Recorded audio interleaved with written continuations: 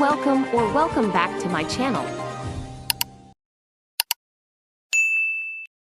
Hi, Tito G. Hello. I'm so sorry at nakarating pala sa'yo yung nangyari.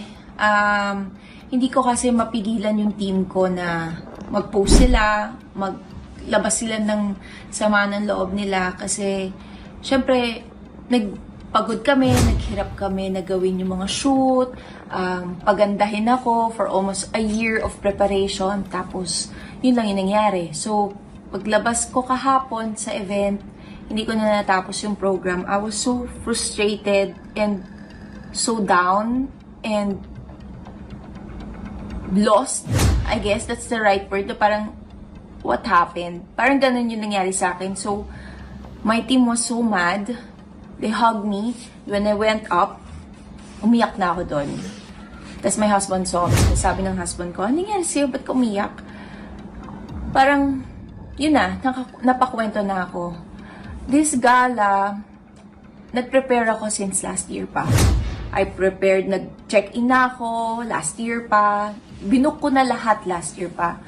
We even had meetings for what to do, for what theme to make, for, alam mo yun, lahat talaga, preparation, gastos, alam naman natin, di ba? And yet, I was not really expecting na matrato akong as VIP, pero I'm just wishing na matrato ako fairly lang, yung fair naman, di ba?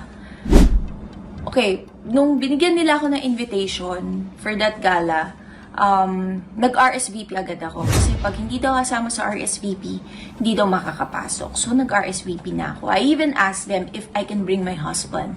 Pero sabi nila, I cannot. Walang plus one. So, okay, sige, it's okay. And then, pagdating ko doon, kahapon, kagabi, my name was not on the list.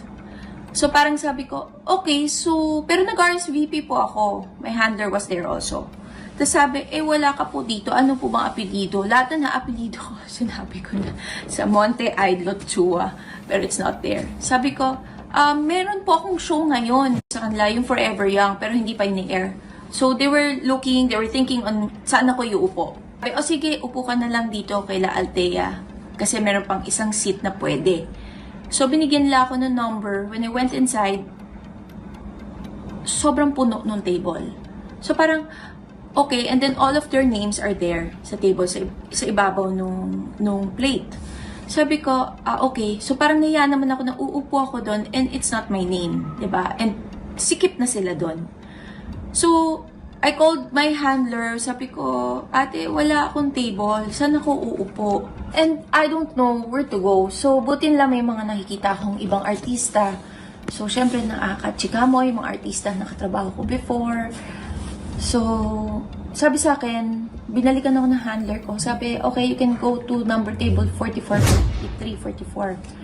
So, pagpunta ko doon, nagulat ako. It was dulong-dulong table and walang nakaupo doon. Ako lang. And may dalawang lalaki na umupo doon. Parang ako, okay, sige, at least I have my table. Pero, parang nakakaramdam naman ako ng parang, what happened? Nag-RSVP ako. They even messaged me lahat ng list ng pangalan ng artista nang papasok ng 6 to 7 p.m. And naandun ako sa list. How come wala akong sa list ng registration? So, dun pa lang, nagtataka na ako. Tapos parang, I feel so kawawa na everybody was going sa akin. Na parang, Nadine, are you okay? Okay ka lang ba dyan? Parang ganun yung feeling. Nalalamig tuloy ako. I prepared for this since last year pa. Alam mo yun, lahat ng efforts ko, binigay ko talaga yung team ko. They were so excited also dumating tong event na to. And I'm just hoping last night na sana mas naayos yung situation ko. Yung nangyari sa akin ng tama. Well, yun lang. Masama lang talaga love ko, Tito OG. Pero it's okay. I'm thankful naman sa GMA kasi kahit papano na i-invite ako sa ganitong malaking event talaga no, once a year. And I'm thankful also kasi meron akong bagong show ngayon with them, Ever Young, na ipapalabas pa lang. So, yun. Thank you, Tito Oji, for getting my side. I hope next year, the production will be more vigilant.